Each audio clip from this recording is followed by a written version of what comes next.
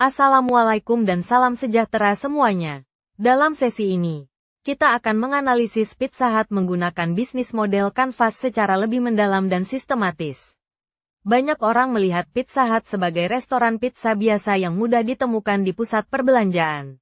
Namun sebagai mahasiswa dan praktisi bisnis, kita harus melihat struktur di balik merek tersebut. Kita tidak hanya bertanya apakah produknya enak atau tidak.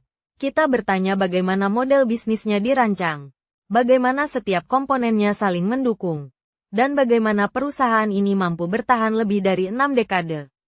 Pizza Hut didirikan pada tahun 1958 di Wichita, Kansas, oleh dua bersaudara yang memulai usaha dengan konsep restoran keluarga. Konsep awalnya sederhana, yaitu menyediakan tempat makan yang nyaman untuk menikmati pizza bersama. Kesederhanaan ini justru menjadi kekuatan. Modelnya mudah direplikasi dan mudah dikembangkan ke berbagai kota. Mereka tidak hanya menjual pizza sebagai produk.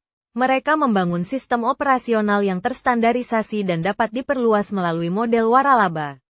Model waralaba memungkinkan pertumbuhan cepat tanpa membutuhkan seluruh modal dari perusahaan induk. Mitra waralaba menyediakan investasi dan mengelola operasional harian. Perusahaan induk mengendalikan standar merek, sistem, dan strategi global. Namun lingkungan bisnis berubah. Konsumen beralih ke layanan pesan antar dan pemesanan digital. Persaingan datang dari merek lokal dengan biaya lebih rendah dan model yang lebih ringan. Biaya sewa dan tenaga kerja meningkat di banyak negara. Pizza Hut harus menyesuaikan modelnya. Mereka mengecilkan format gerai di beberapa lokasi. Mereka meningkatkan investasi pada aplikasi dan sistem digital. Mereka memperkuat jaringan pengantaran agar tetap relevan dengan perilaku konsumen modern. Sekarang kita analisis model ini menggunakan 9 blok bisnis model kanvas secara lebih rinci. 1. Segmen pelanggan. Siapa pelanggan Pizza Hut? Mereka menargetkan pasar massal yang luas dan heterogen. Segmen utama adalah keluarga. Keluarga biasanya membeli dalam jumlah besar dan mempertimbangkan harga secara rasional. Mereka mencari nilai, ukuran porsi yang cukup, dan kemudahan berbagi. Segmen kedua adalah pelajar dan anak muda. Segmen ini sensitif terhadap harga dan sangat responsif terhadap promosi digital serta diskon musiman. Segmen ketiga adalah pekerja kantoran dan profesional muda. Mereka menghargai kecepatan layanan, kemudahan pemesanan, dan keandalan pengantaran. Di kawasan perkotaan, segmen pesan antar menjadi semakin dominan. Pelanggan lebih mementingkan waktu pengiriman dan akurasi pesanan dibandingkan pengalaman makan di restoran. Strategi segmentasi ini menekankan volume transaksi dan frekuensi pembelian. Model ini tidak dibangun untuk eksklusivitas, tetapi untuk penetrasi pasar yang luas. Jika kita melihat dari perspektif strategi, pilihan ini konsisten dengan positioning sebagai merek keluarga yang mudah diakses. 2. Proposisi nilai. Apa nilai utama Pizza Hut? Nilai utamanya adalah konsistensi dan kemudahan. Rasa yang relatif sama di setiap gerai menciptakan kepercayaan. Menu yang luas memungkinkan satu kelompok dengan selera berbeda tetap dapat memesan bersama. Harga yang jelas membantu pelanggan mengontrol anggaran. Paket combo menjadi alat strategis. Paket ini mengurangi kompleksitas pilihan dan meningkatkan rata-rata nilai transaksi. Pelanggan merasa mendapatkan nilai lebih dengan harga yang lebih terjangkau.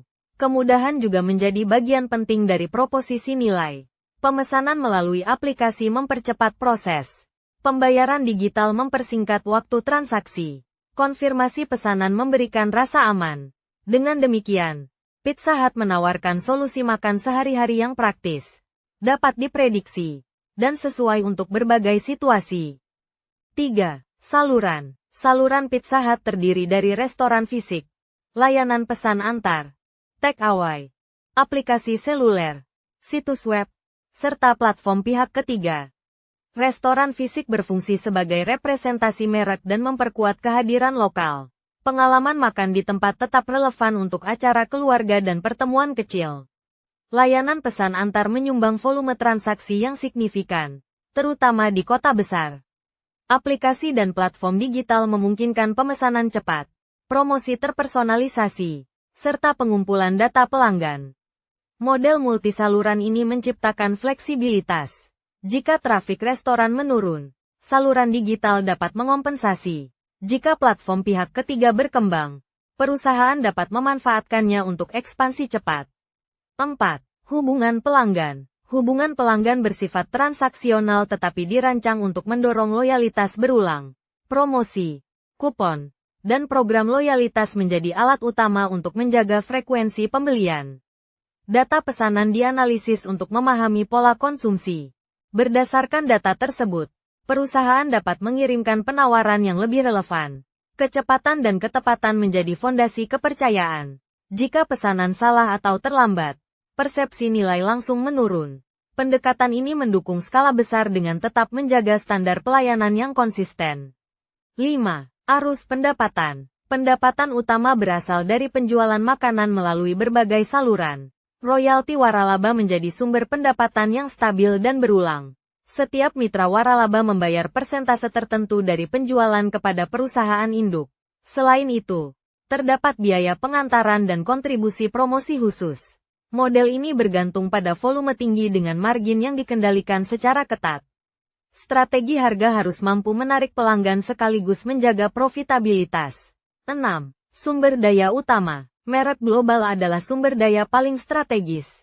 Standarisasi operasional memastikan kualitas relatif seragam di berbagai negara. Rantai pasok terpusat membantu mengendalikan biaya dan menjaga kualitas bahan baku.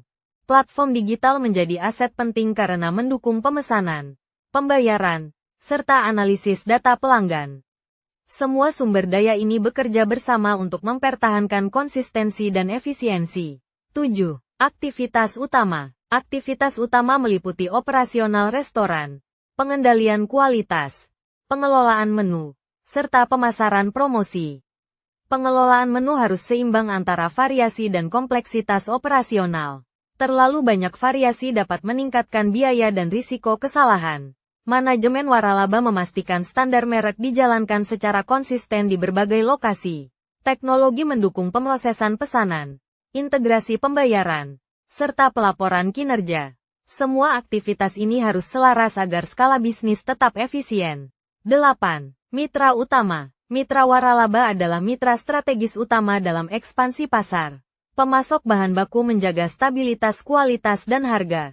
Penyedia teknologi mendukung sistem POS, aplikasi, dan keamanan transaksi. Platform pengantaran memperluas jangkauan tanpa perlu membuka gerai baru. Kolaborasi ini membentuk jaringan operasional yang luas dan terintegrasi. 9. Struktur biaya. Biaya utama meliputi bahan baku, tenaga kerja, sewa lokasi, pemasaran, dan teknologi. Restoran fisik memiliki biaya tetap yang signifikan, terutama di pusat kota. Model waralaba membantu mengurangi kebutuhan investasi langsung dari perusahaan induk. Transformasi digital meningkatkan biaya teknologi, tetapi juga meningkatkan efisiensi dan potensi penjualan. Pengelolaan biaya menjadi kunci karena model ini bergantung pada volume tinggi. Penutup, Pizza Hut menunjukkan bahwa keselarasan antara blok dalam bisnis model kanvas sangat penting. Segmen pelanggan massal didukung oleh proposisi nilai yang praktis. Saluran distribusi disesuaikan dengan perilaku konsumen. Struktur biaya dan arus pendapatan dirancang untuk mendukung skala. Model ini tidak bergantung pada diferensiasi ekstrim. Model ini bergantung pada konsistensi, efisiensi, dan kemampuan replikasi. Sebagai mahasiswa bisnis, refleksikan model bisnis Anda sendiri. Apakah setiap blok dalam bisnis model kanvas saling mendukung? Apakah strategi segmentasi konsisten dengan struktur biaya dan sumber daya Anda? Itulah inti dari keberlanjutan model bisnis jangka panjang. Terima kasih dan sampai jumpa pada sesi berikutnya.